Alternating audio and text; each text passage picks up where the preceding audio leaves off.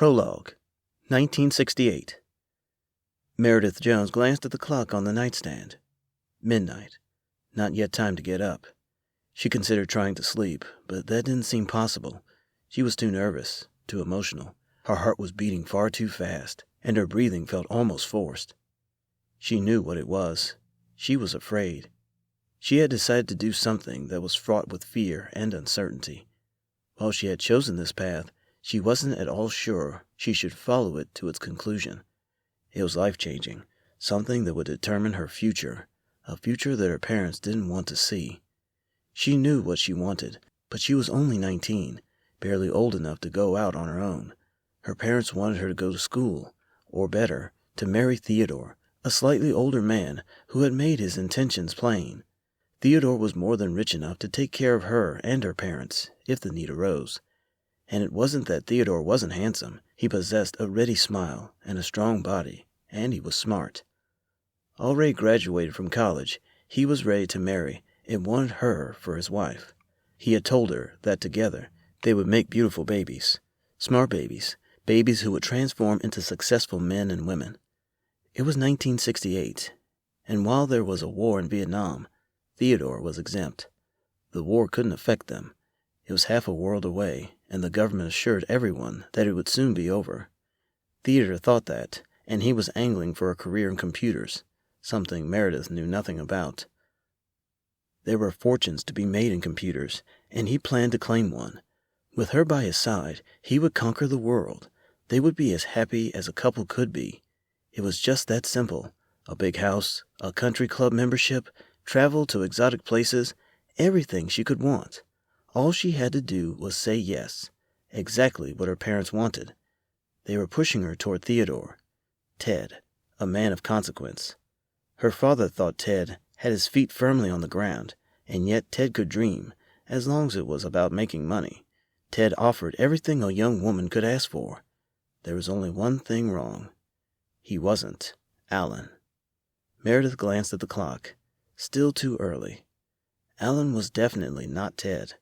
Alan didn't have the money, or the name, or the family, or the contacts that Ted had. Alan was not focused on money, not on making it or spending it. Alan was a guitar player who wrote his own songs and thought life wasn't scripted. Life was for living, for going places and doing things that he had never done before. While Ted sided with the government in the Vietnam War, Alan was a protester, a person dead set against war and death and the draft and all of society. There was a very good chance that the draft would scoop up Alan and put him in uniform, so he was leaving, heading for the West Coast, where he heard people like him could think and be free. No country club, no bank account, just writing songs and being in the moment. That was how he put it. He wanted to live in the moment, the now. His parents lived in the past, a past that held no allure for him. The future was something he didn't want to think about. People who planned their future planned their own imprisonment, Alan said. They would be forever living by a schedule, manacled to a job and kids and payments that had to be made. That was a world of alarm clocks and telephones, of sterile offices and evenings of TV. That was a world where bedtime was determined by what had to be done the next day. It was a place where he would have to learn to replace window panes and insulate the attic and fertilize the lawn. A universe of repetition, one day exactly like the last. A realm where the 2-week vacation was the only way to escape prison, only for a short time.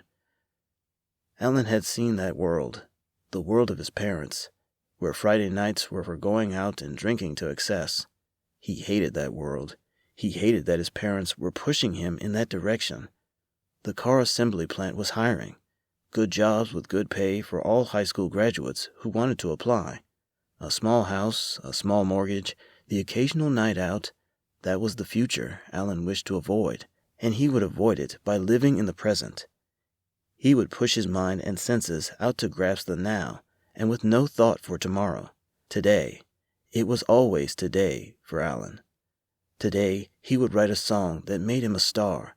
Today, today, today. Meredith looked at the clock. Still too early. She had thought long and hard about Ted and Alan. She had listed the pluses and minuses of each. If her decision had been decided by assets and liabilities, the decision would have been easy. On paper, Ted was the better catch, the surer future. But she was only 19, and she couldn't define her life in the cold terms of a ledger. She wanted love, adventure, and to wake up in the morning with joy, not dread. She didn't want to count her pennies and skimp on things.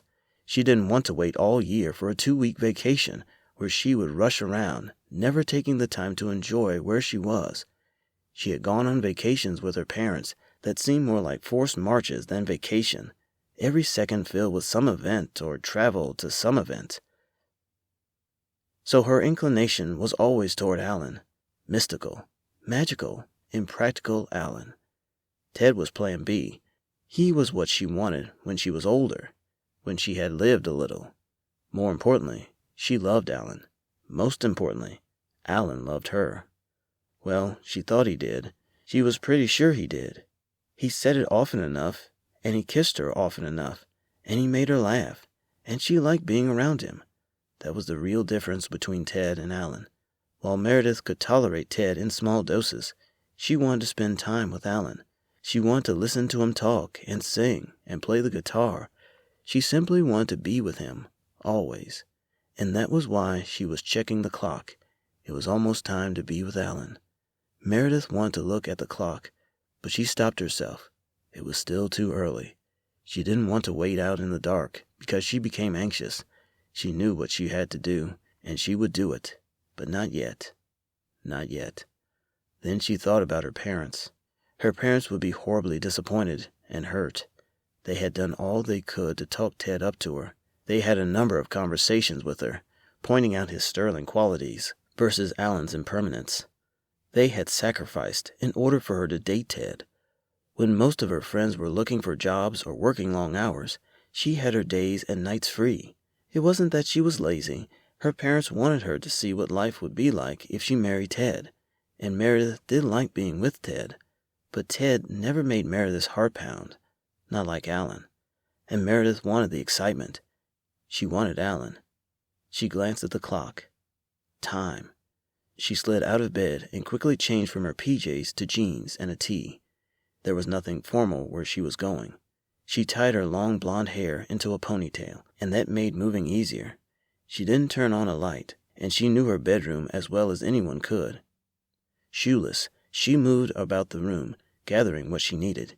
She had already packed a small bag, and she had a backpack with everything she thought she might need. She grabbed her boots, because boots might come in handy on the road. Then she counted her money, all of it, and shoved it into the backpack. It wasn't much, but then she and Alan didn't need much. At least, that's what they told each other. They were going to live and do what had to be done. Tomorrow be damned. They were heading west, where they would find the kind of freedom other people only dreamed about. It was the land of opportunity, the land where the sun never set, and the most beautiful and exciting people in the world sat beside you in a dinner. Excitement rushed through her as she closed the bedroom door for the last time as an unmarried woman. She would soon be on her way. Meredith tiptoed down the stairs to the first floor. She didn't look about. She was afraid that if she took a last look around, she might lose the excitement she felt, the joy. Yet, as she reached the front door, she couldn't help but glance at the photo on the table. It was her and her parents. She knew exactly when the photo had been taken. They had been on a short vacation in the mountains, a beautiful lake in the background.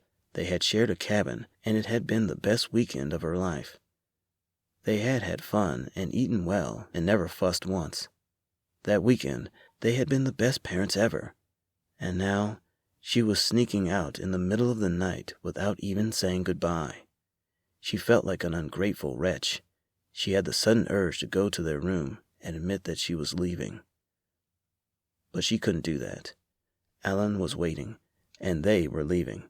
The promise of a life with Alan overcame any regret she felt. She was in love. That was all that mattered. She was certain that in time, her parents would understand. That when she showed them how happy she was, they would be happy with her. Well, she hoped it would go something like that. She hoped they would share her perfect life. She left the house without a sound. The darkness engulfed her. Now that she was out of the house, she hurried. They had arranged where to meet. He had promised to be waiting. Everything was already decided. She half ran down the sidewalk. If she turned the corner and found the street empty, she would be devastated. She had bet her life on Alan, and if he flaked out on her, she would never trust a man again. She had bet it all on him. He had to be waiting, and he was. A blast of energy roared through her as she ran to the car. He was behind the wheel, smoking. She tapped on the window, and he turned, a huge smile on his face. In a moment, he was out of the car. He kissed her before he grabbed her bags and tossed them in the trunk. She jumped into the car, and in a matter of minutes, they were rolling away, heading for the highway. They would drive all night, and that would place them in a small town at the edge of the border between states. There, they would get married. They had done some research. They knew what they wanted and what they could get. Holding hands, they fled the small town and the small people who would never understand what they were doing. Alan turned on the radio, and rock music filled the car. They were on their way. They had escaped. They considered themselves free at last. She laid her head on his shoulder. "Thank you," she said. "No, thank you," he replied. "I never would have had the guts to do this if it wasn't for you. We're going to be happy, aren't we? We're going to light up the sky. We're going to be famous. We're going to do things other people only dream of. This is our time, Meredith. Our time." She undid her ponytail and let her hair hang limp, the way he liked it. Then she settled into him, feeling his heat, his strength. He was no muscle man, no athlete, but he was hers, and he loved all of her. That was more than enough. As the miles passed, the heady excitement faded. The night was long, and the highway twisted through the hills. She found herself growing tired. She curled up, letting the sleep take her. Even as her eyelids fluttered, she noticed him playing with the radio, trying to find a rock station. Away from the city, there were few stations broadcasting at 2 a.m. Alan fiddled with the knobs, half looking at the road, half searching for a decent radio station. She looked up at his face, the face she loved. "Crap!" Alan's voice told Meredith that something bad was happening, before she could ask. She heard the screech of the tires. She felt the skid. The bump of the berm sent her flying. Then the car did something crazy, flipping and turning. She saw the door burst open. She saw Alan thrown from the seat, even as she reached for him. Then the dash collapsed on her, and she cracked her head on something. She felt warm blood running down her face. An awful pain shot through her legs. She tried to pull them free, but they were trapped. She screamed, even though she was certain no one heard. "Alan!" Meredith called. She received no reply. That was when she smelled the smoke and felt the heat of a fire. "Alan!" she cried. Tears mixed with the blood. She felt fire licking at her back. She suddenly knew she would never see the promised land of California. She knew she would die. "Alan," she whispered, "I love you." The ambulance attendants didn't bother with the burned-out car. That person was beyond help. The young man, however, was still alive. He was non-responsive, which could be expected considering the blow to his head. They weren't sure he would make it, but they would do their best.